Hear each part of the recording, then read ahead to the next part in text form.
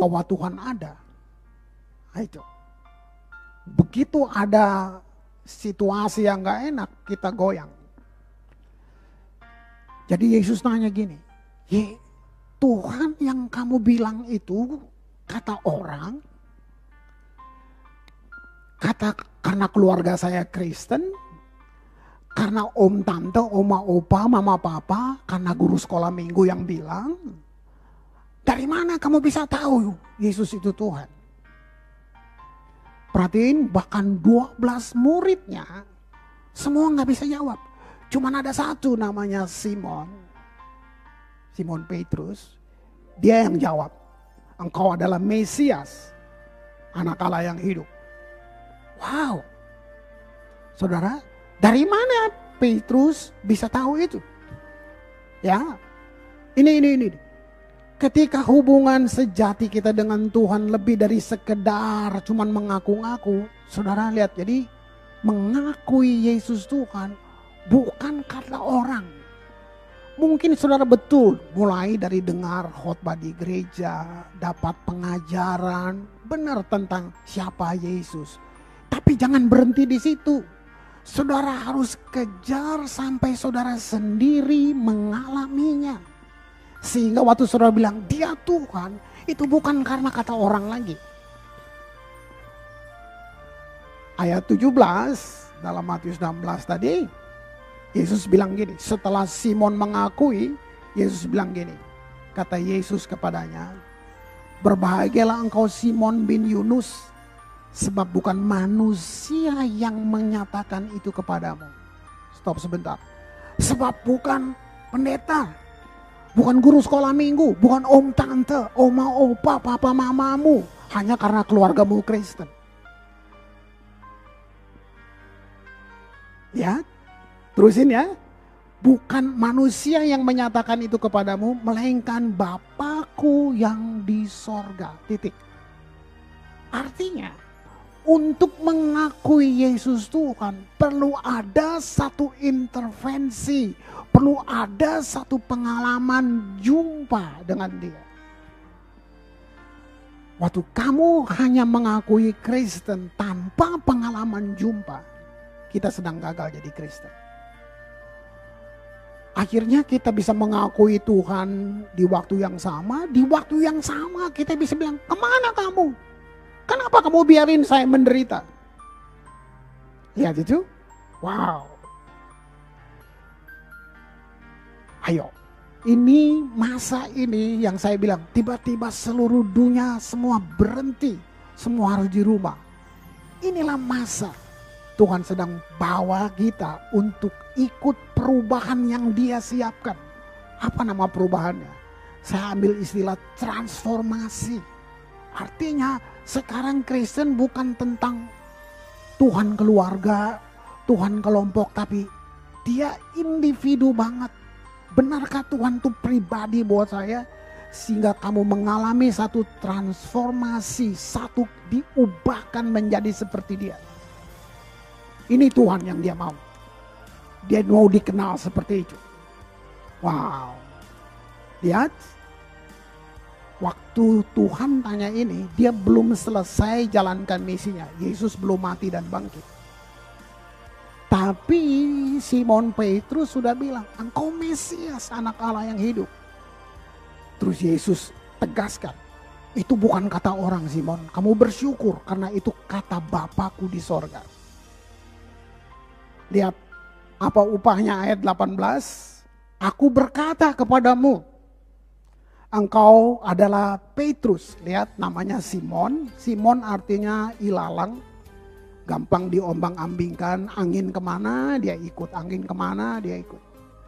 Begitu dia ngalamin satu perjumpaan atau intervensi. Sampai dia bisa bilang engkau Mesias. Dia jadi Petra, rock.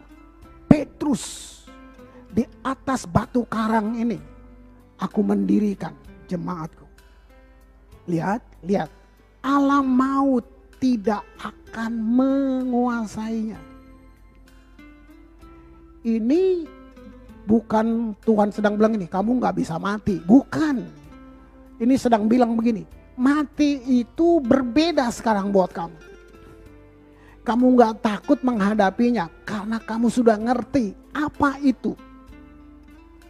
Nah, Alkitab jelasin kematian itu adalah kamu masuk dalam kehidupan yang jauh lebih baik.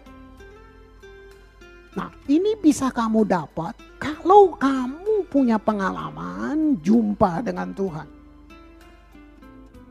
Baru ayat 19. Wow, ini untuk kenyataan di dunia ya. Ayat 19 bilang begini. Kepadamu. Kepada siapa? Kepada kamu yang mengakui Tuhan karena perjumpaan. Bukan karena kata orang. Kepadamu akan kuberikan kunci kerajaan sorga. Ini kunci yang gak bisa kamu dapat dari siapapun. Bedanya kalau kamu dapat kunci ini bisa membuka semua pintu dalam kehidupan. Dengan kunci yang ini. Kalau kunci yang kamu bikin sendiri, kamu mungkin bisa buka beberapa pintu. Tapi kamu gak bisa buka pintu berkat, pintu anugerah yang ada di sorga. Kamu gak bisa buka. Karena itu kunci yang kamu bikin sendiri. Nah, lihat betapa pentingnya pengenalan akan dia sehingga kamu dapat kunci kerajaan Allah. Lihat dia bilang gini, apa yang kau ikat di dunia terikat di sorga. Apa yang kau lepaskan di dunia terlepas di sorga. Itu yang saya maksud tadi. Dengan satu kunci itu kamu bisa buka tutup semua pintu. Wow. Terus ya. Jadi kehidupan kekal seluruhnya adalah tentang hubungan kita dengan Tuhan. Yohanes 17 ayat 3. Inilah hidup yang kekal, yaitu bahwa mereka mengenal Engkau. Jadi hidup dan kekal bukan pelayanan. Bukan. Pelayanan itu adalah respon saudara dan saya terhadap apa yang saudara sudah dapat. Pelayanan jangan dibatasi di tembok-tembok gereja. Kamu jadi karyawan yang setia, yang baik, yang jujur. Kamu jadi pemimpin yang baik, yang jujur, yang setia, yang memberkati orang di luar. Itu pelayanan. Nah, inilah hidup yang kekal, yaitu bahwa mereka mengenal Engkau satu-satunya Allah yang benar, dan mengenal Yesus Kristus. Jadi ini bukan tentang mengakui kosong, pengakuan kosong. Ini perlu satu pengalaman jumpa itu tadi. Luar biasa enggak? Nah, dari sini kamu akan lihat apa tujuan kita kalau gitu. Dengan mengenal, apa tujuan Tuhan bawa kita ke sini? Dipertajam lagi, apa tujuan kita ditempatkan di dunia ini? Wow. Cuman satu, keserupaan. Kita ditebus, gini, jawaban yang tidak salah, tapi buat saya masih dangkal. Untuk apa kita ditebus? Jawabannya juga gini, supaya ke sorga. Nah, itu bukan tujuan. Sorga itu tempat. Tapi tujuannya adalah supaya kamu menjadi serupa dengan Kristus. Itu tujuan kamu diselamatkan. Makanya dia perlu utuh tinggal di dalam kita. Wow, kita diubahkan menjadi serupa dengan dia. Menyiapkan kita untuk hidup kekal bersama dengan dia. Makanya keserupaan, karena kita akan hidup kekal bersama dengan dia. Nah, dalam berespon terhadap kehidupan, nah di sini saya hati-hati karena ada dua kesalahan besar dalam kita memahami tentang penderitaan. Kalau kita tidak kenal dia, apa itu? Yang pertama, kita menganggap semua penderitaan itu adalah bentuk hukuman yang Tuhan jatuhkan kepada manusia karena kesalahan dan dosa. Semua bisa bilang itu. Ya. Terus kesalahan yang kedua, kita menganggap, kita berpikir bahwa waktu waktu kita hidup dengan Tuhan, nggak akan kita ngalamin penderitaan. Ini dia. Waktu kenyataan-kenyataan itu datang, itu akan membalikkan kita. Kita bisa berubah banget. Kita bisa tinggalkan dia. Wow. Nah karena itu, saya melatih diri saya. Saya buka pengertian untuk saya. Bahwa saya tidak punya hak untuk berkata kepada orang yang sedang ada dalam penderitaan. Lalu saya bilang gini, itu kehendak Allah. Oh no, saya nggak akan bilang itu. Lihat, Tuhan yang saya kenal bukan Tuhan yang ada dalam surga yang sangat nyaman senantiasa. Lalu dia tutup telinganya akan suara penderitaan yang terjadi di planet bumi ini. Itu bukan Tuhan yang saya ikuti. Bukan. Saya ambil satu contoh yang paling bagus dalam Alkitab. Di saat keputusasaannya Yesus sebagai Tuhan. Sebagai manusia waktu dia turun.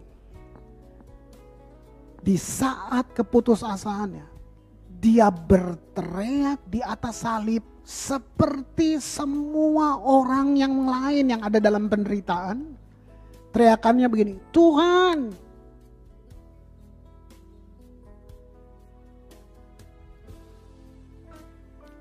Jawabannya ada? No. Di Kalvari, di salib itu. Cuman hening tanpa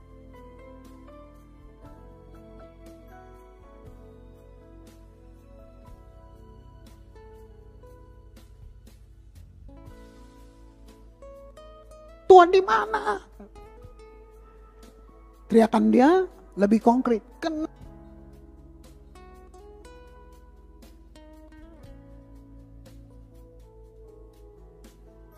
Tetap setia. Dia selesaikan semuanya. Perhatiannya diarahkan kepada ada apa di balik penderitaan. Maksud apa di balik ini? Akan ada apa hasil dari penderitaan ini? Wow. Itu kalau saudara kenal Tuhan. Saudara akan seperti itu melihat penderitaan. Jadi dalam Alkitab, penderitaan lebih merupakan satu pencobaan atas reaksi kesetiaan manusia daripada dalih-dalih filsafat. Wow, wow. Terlalu luas kita bisa jabar begitu panjang. Saya cuman percaya Roh Kudus akan jelasin buat saudara. Gereja mula-mula mereka juga dianiaya. Saya sudah bilang, saya pernah jelasin berapa minggu yang lalu. Daniel tidak dimakan oleh singa. Singanya dikatup mulutnya. Tapi gereja mula-mula, jemaat mula-mula di Kisah Para Rasul, mereka dicapik oleh singa. Kan kita bisa pakai pertanyaan yang sama, Tuhan di mana? Tapi yang membuat Kaisar Nero gemetar waktu dia menyaksikan, bagaimana mereka bisa mati dalam bahagia? Bagaimana mereka senyum? Bagaimana semua orang percaya tetap memuji sementara penganiayaan berlangsung? Lihat, ini yang saya bilang mengenal Tuhan dengan benar. Ibrani 12 ayat 2. Marilah kita melakukannya. Melakukan apa? Melakukan semua jalanin hidup saudara, iman saudara, semua. Dengan mata yang tertuju kepada Yesus. Yesus yang sudah jadi teladan buat kita itu. Yang memimpin kita dalam iman, yang membawa iman kita pada kesempurnaan. Pikirin kata ini. Hanya kita yang percaya sungguh-sungguh dia. Kita percaya kesempurnaan. Kita mengalami kesempurnaan. Lihat, memimpin kita pada kesempurnaan yang dengan mengabaikan kehinaan. Pikir lagi. Hina apa-apa. Dia nggak akan rubah saya. Ya, kalau kamu dihina, kamu diejek, itu nggak rubah kamu karena kamu punya yang lebih hebat dari itu. Itu di dalam. Ikuti ya. Bagaimana saya antar saudara dari intuisi tadi sampai di sini, ini menguatkan kita. Karena ada kata kerja ini, mengabaikan kehinaan, terus bilang tekun memikul salib. Apa tuh mikul salib? Cuman satu kata, ketaatan. Jadi pikul salib bukan kutuk. Yesus ambil kutuk saudara dan saya. Saya dan saudara hari ini mentaati apa yang dia buat. Apa yang dia katakan. Nah itu pikul salib buat kita. Lihat, ganti sukacita yang disediakan bagi dia. Sekarang duduk di sebelah kanan takhta Allah. Pelan-pelan. Ya, saya teruskan. Jadi penderitaan yang Yesus alami itu bukan masalah ketidakmampuan dia. Makanya dia menderita. Salah. Tuhan di saat itu dia bisa suruh satu legion malaikat untuk datang dan menghampurkan semuanya. Tapi dia pilih taat. Dia pilih jalani satu proses supaya keselamatan bisa sampai kepada kita. Wow. Lihat itu saudara. Coba pikir. Untuk itu Allah sendiri, bayangin perasaan dia. Apa rasanya Allah? Bagaimana dia serahkan anaknya untuk dilukai, untuk disiksa, dibunuh. Wow. Di mana melalui semua luka itu, semua luka dunia ditanggung oleh anaknya di kayu salib. Sampai di sini saya mau jelasin. Sebab itu orang Kristen yang mengalami Tuhan bukan karena kata orang tadi, yang mengakui dia karena kita memang berjumpa dengan dia, ini bisa bicara roh ya. Sebenarnya kekristenan sudah melangkah lebih jauh dari rata-rata dalam semua pandangan hidup yang kita pernah tahu, kita pernah dengar. Kita jauh melebihi semua kebencian, melebihi kemarahan, kegelapan. Dengan satu jaminan, kebangkitan Kristus di dalam kita. Itu musuh utama yang sudah dikalahkan. Oke, kita takut virus.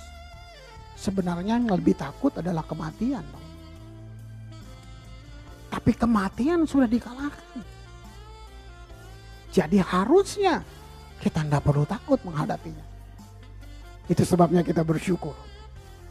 Coba lihat ini. Pertanyaannya, apakah Tuhan menghendaki adanya tragedi yang mengerikan itu?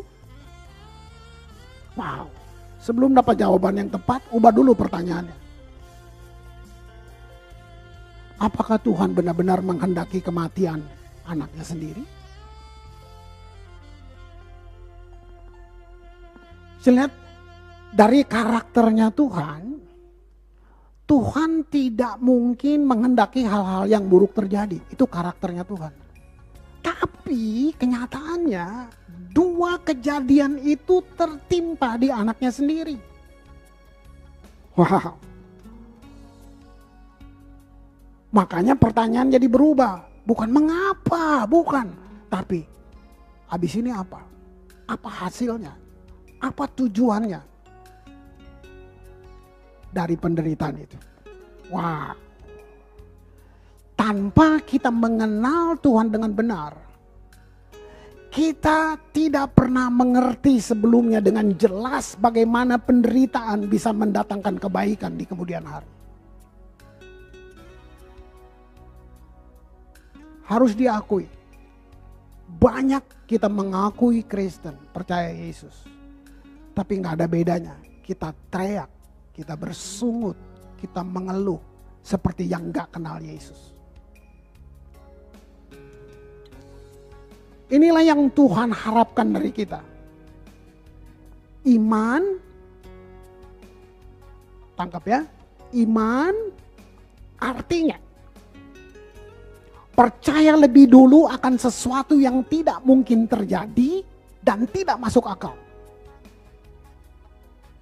Saya ulang, iman artinya percaya lebih dulu akan sesuatu yang tidak mungkin terjadi dan tidak masuk akal.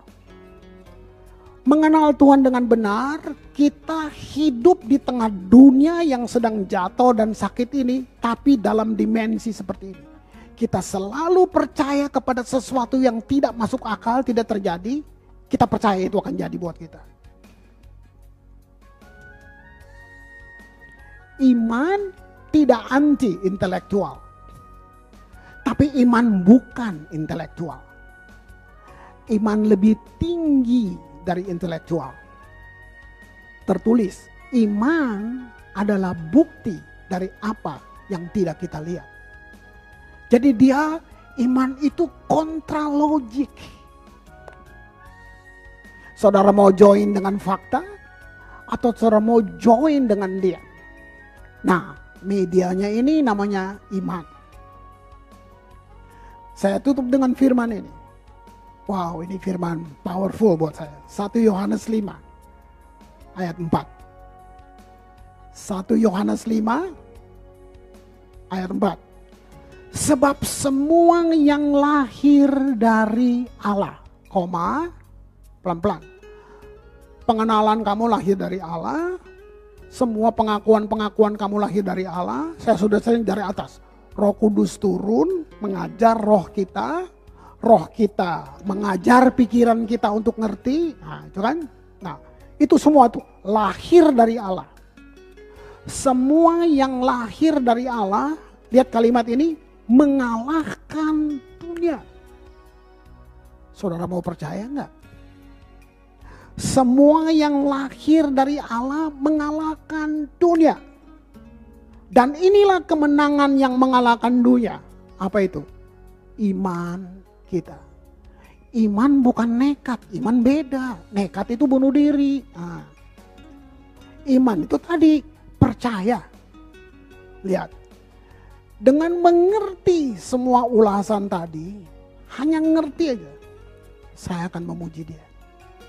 Saya nggak perlu disuruh, saya akan bersyukur, saya akan menyembah dia, nggak perlu disuruh.